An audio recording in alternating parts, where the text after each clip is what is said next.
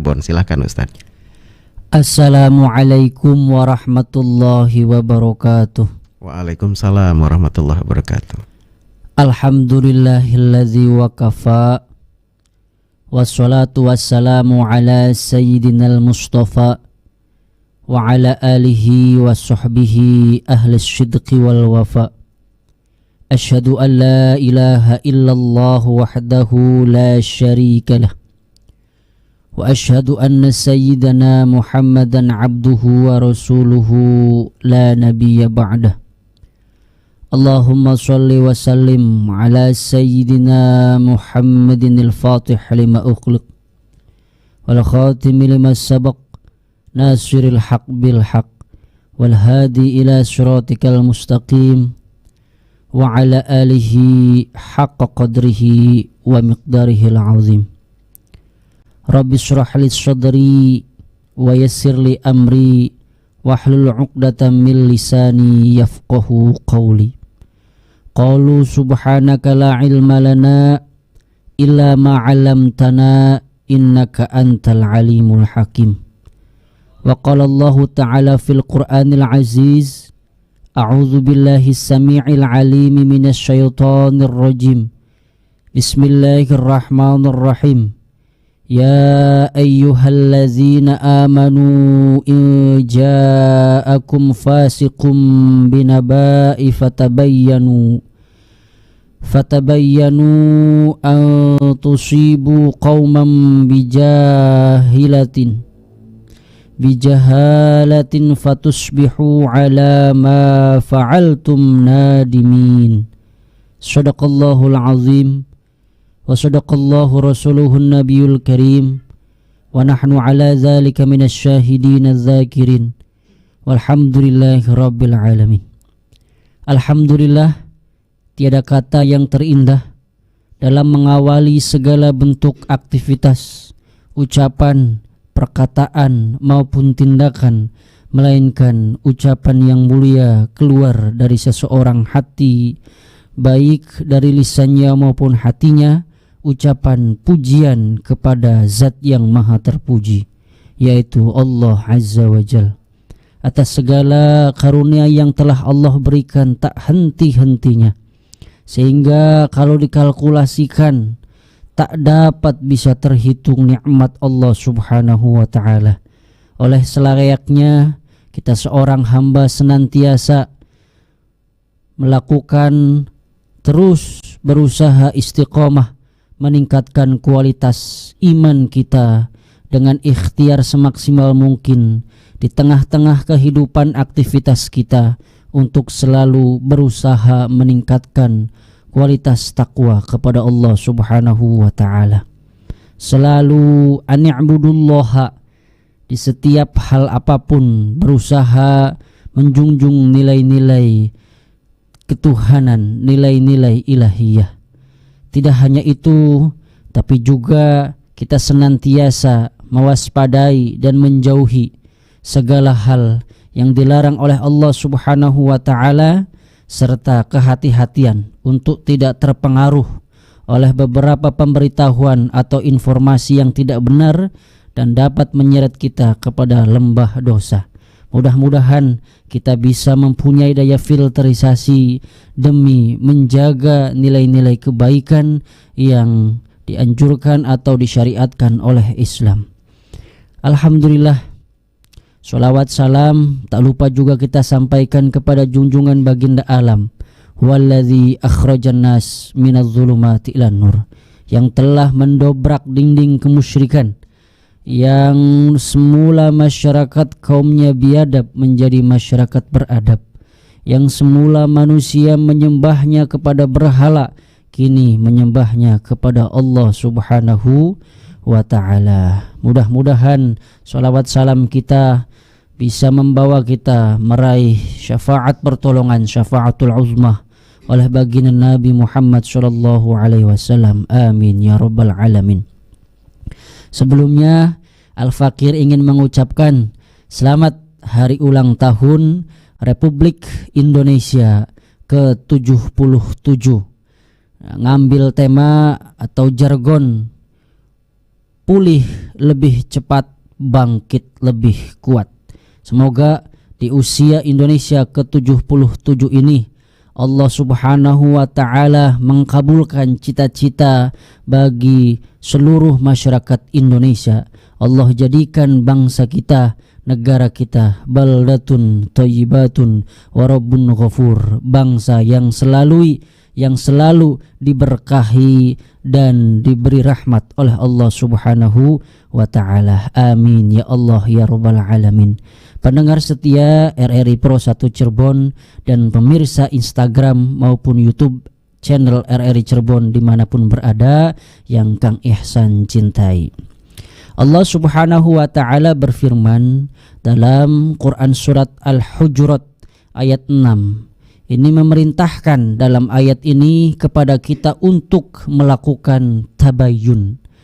Kalau bahasa santri, bahasa kita itu tabayyun. Apa? Klarifikasi terhadap segala hal informasi, berita yang kita terima. Baik tidak mudah untuk supaya tabayun ini guna tidak mudah terpengaruh yang mengakibatkan bisa menjadi musibah bagi diri kita dan orang lain.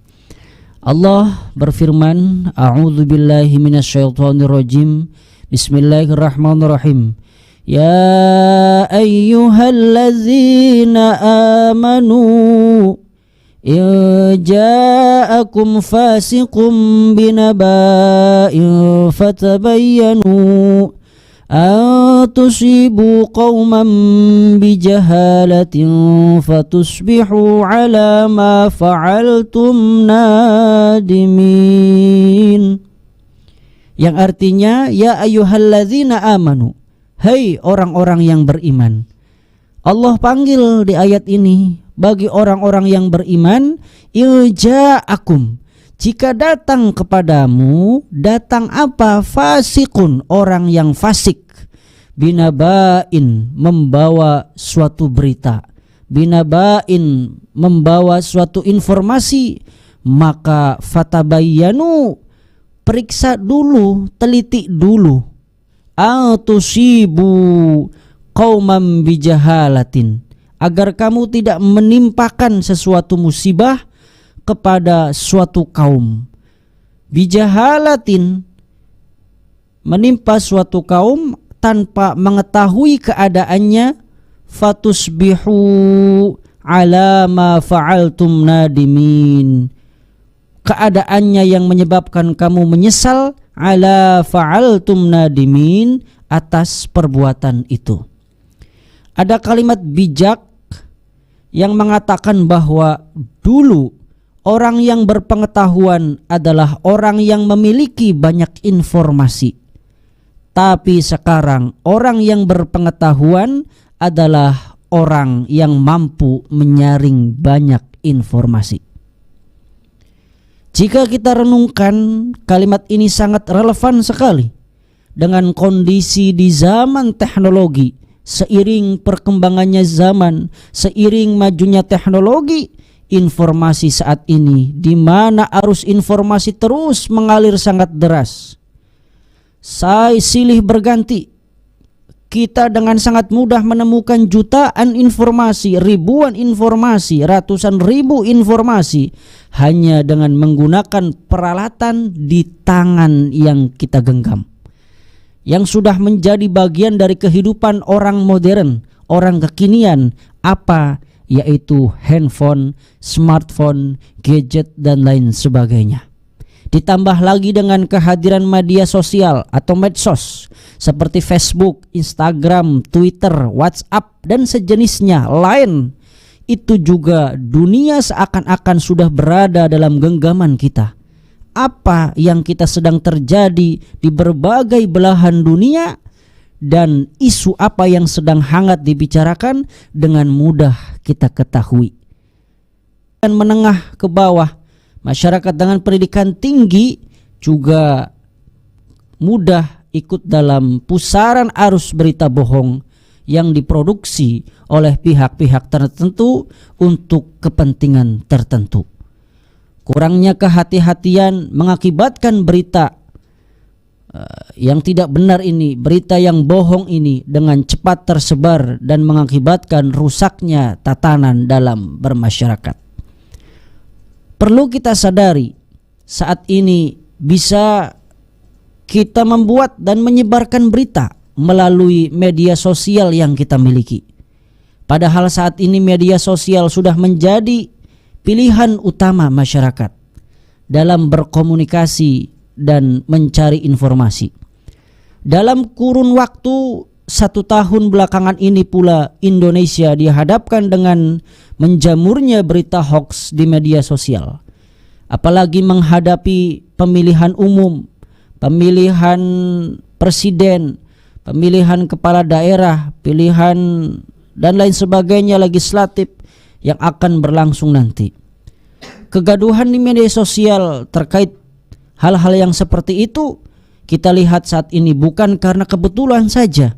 Ini merupakan upaya sistematis yang dimanfaatkan oleh oknum yang tidak bertanggung jawab untuk kepentingan pribadi atau untuk kepentingan kelompok. Oleh karena itu, kita harus ekstra berhati-hati, tidak gegabah atau berbuat hal lain sebagainya tergesa-gesa dalam menerima sebuah berita. Kita harus objektif dan menggunakan hati nurani kita dalam memahami berita. Jangan sampai informasi yang salah datang dari orang yang kita senangi selalu kita benarkan. Meskipun orang tersebut sangat cinta sama kita, apapun yang disampaikan oleh orang-orang tersebut kita anggap benar. Tidak juga seperti itu. Sedangkan informasi benar dari orang-orang yang tidak kita senangi, tidak kita sukai, kita anggap salah. Hati-hati. Jadi sudah saatnya kita kembali berpatokan dalam Quran surat Al-Hujurat ayat 6 tadi. Ini menunjukkan dengan jelas tentang haramnya mengambil berita dari orang fasik tanpa melakukan tabayyun atau klarifikasi. Karena apabila hal tersebut tidak dilakukan akan membahayakan bagi diri kita dan orang lain. Kita harus mengambil berita atau informasi dari orang yang terpercaya di media sosial, bukan dari orang yang fasik, yakni orang yang keluar dari ketentuan akal sehat, adab, sopan santun, dan agama, serta orang yang belum kita kenali kredibilitasnya sebagai orang jujur. Apalagi terkait dengan persoalan agama, kita harus belajar dari ulama-ulama terdahulu yang sudah jelas kealiman, kesolehan, baik keilmuannya, baik sanadnya, baik diroyah wariwayah, yang sudah diakui kredibilitasnya, kejujurannya, dan kualitasnya. Hindari belajar agama melalui media sosial. Jadi jangan sampai kita berpatokan gurunya terhadap YouTube saja. Tidak hanya berpatokan terhadap Instagram saja. Syukur-syukur ta'lim kita, bawa rujukan kita langsung dengan gurunya. Karena kalau belajar tanpa guru, pepatah mengatakan gurunya adalah setan. Jadi harus jelas dalam kitab Ta'limul Muta'allim wa Irsyadi Ustazi. Syarat mencari ilmu salah satunya mempunyai guru.